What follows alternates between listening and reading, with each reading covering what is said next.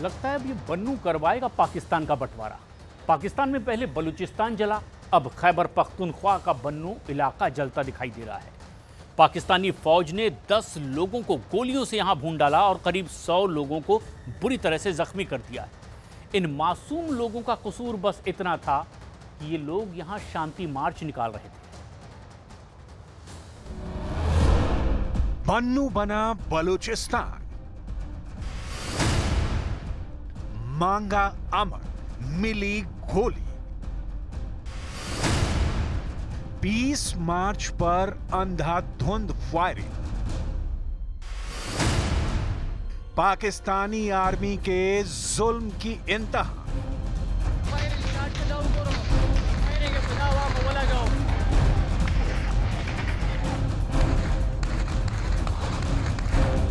अफगान सीमा से सटा खैबर पख्तूनख्वा का इलाका बन्नू। 10,000 की तादाद में लोग सड़कों पर निकले थे। किसी के लब पर शांति के बोल थे तो किसी के हाथ में शांति की मांग करती तख्ती थी। भीड़ पूरे अमनो अमान के साथ मार्च कर रही थी। हाथों में सफेद झंडे थे कि तभी गोलियों की आवाज आती है। जान बचाने के लिए लोग दौड़ने लगते हैं, भगदड़ मच जाती है।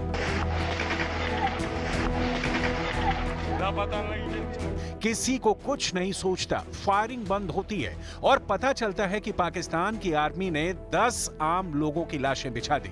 20 से 25 लोग जख्मी हो गए। एम्बुलेंस अस्पताल की ओर भागती है, इलाज शुरू होता है, लेकिन कई लाइलाज हो चुके होते हैं। फौज की गोली उन्हें हमेशा हमेशा के लिए अपाहिज बना चुकी होती है।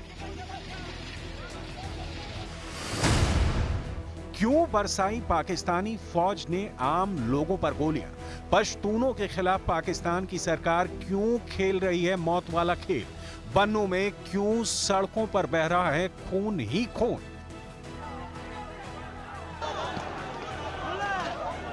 इन सवालों का जवाब ABCD की तरह समझना आसान है।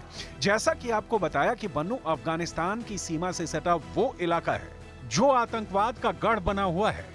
अब तक हजारों लोग आतंकवादी हमले का शिकार हो चुके हैं। पाकिस्तान की सेना कहती है कि वो आतंकवादियों के खिलाफ ऑपरेशन चला रही है, लेकिन जब फौज की गोली चलती है तो आतंकवादी और आम लोगों के बीच फर्क नहीं करती। इसी के खिलाफ लोग सड़कों पर उतरे और उन्हें फिर वही मौत वाली गोली नसीब हुई।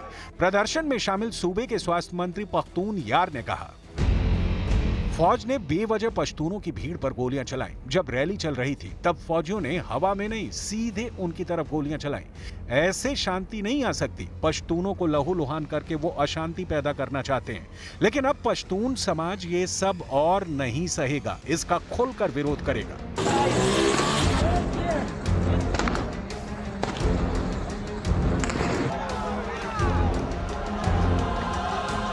बन्नू इस वक्त बारूद पर बैठा है। कभी आतंकवादी आवाम को मार रहे हैं तो कभी सेना। लोग कहां जाएं, किससे फरियाद करें? रावलपिंडी में बैठे सेना के जनरल आसिम मुनीर के सामने दरख्वास्त नहीं लगती। इस्लामाबाद में बैठी शहबाज शरीफ सरकार के सामने सुनवाई नहीं होती। मार्च करो तो गोली मिलती है। पश्तूनों की मांग है कि पाकिस्तान की फौज लंबे अरसे से उन पर जैसे अत्याचार करती आ रही है उसकी सुध ली जाए, ये बंद किया जाए।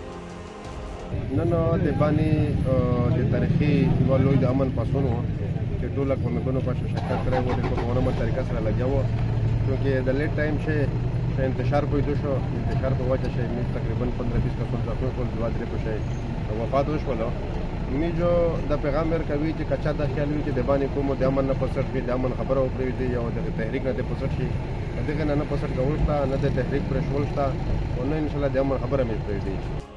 पश्तूनों के प्रभाव वाले पूरे क्षेत्र में इस वक्त जबरदस्त तनाव है।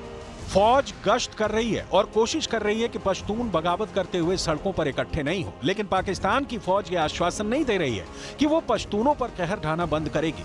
असल में पाकिस्तान की फौज अफगान सरहद से सटे पश्तून इलाकों में आतंकवाद को खत्म करने के नाम पर आम नागरिकों का दमन कर रही है। फौज की इस कार्रवाई का पश्तूनों ने अनेक बार विरोध किया है, लेकिन उस पर इस्लामाबाद ने कभी कान नहीं दिए। त्रस्त पश्तूनों के सामने सड़क पर उतरने के अलावा कोई विकल्प नहीं, और सड़क पर उतरे तो फौज गोलियों से वेलकम करती है।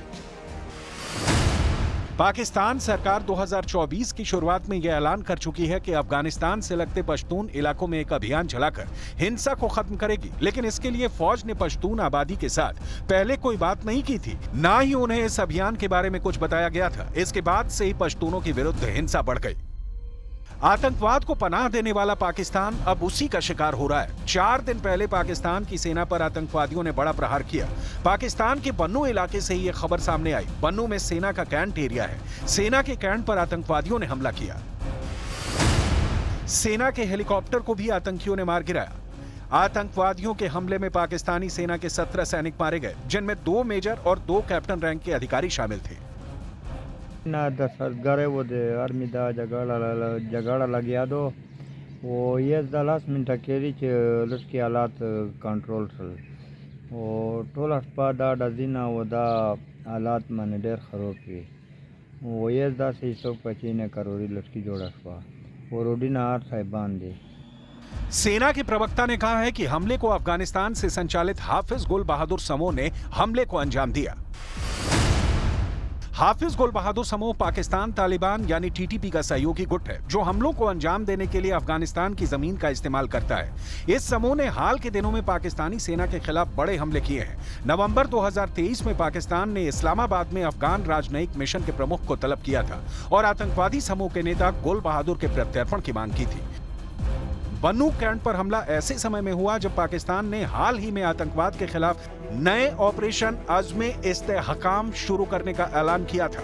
हाल ही में पाकिस्तान के रक्षा मंत्री ख्वाजा आसिफ ने कहा था कि पाकिस्तानी सैन्य बल अभियानों के खिलाफ अफगानिस्तान में घुसकर कार्रवाई करेंगे, लेकिन आतंकवाद का जो मुल्क खुद पनाहगार हो वो अफगानिस्तान में घुसकर कार्रवाई करेगा, यकीन से परे है।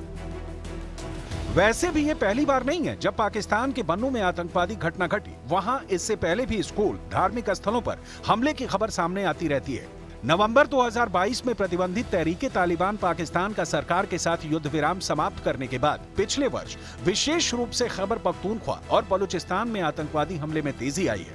पिछले हफ्ते इस्लामाबाद ने एक बार फिर टीटीपी के साथ किसी भी बातचीत की संभावना से इनकार कर दिया और दोहराया कि काबुल को अपनी धरती पर सक्रिय आतंकवादियों के खिलाफ कार्रवाई करनी चाहिए।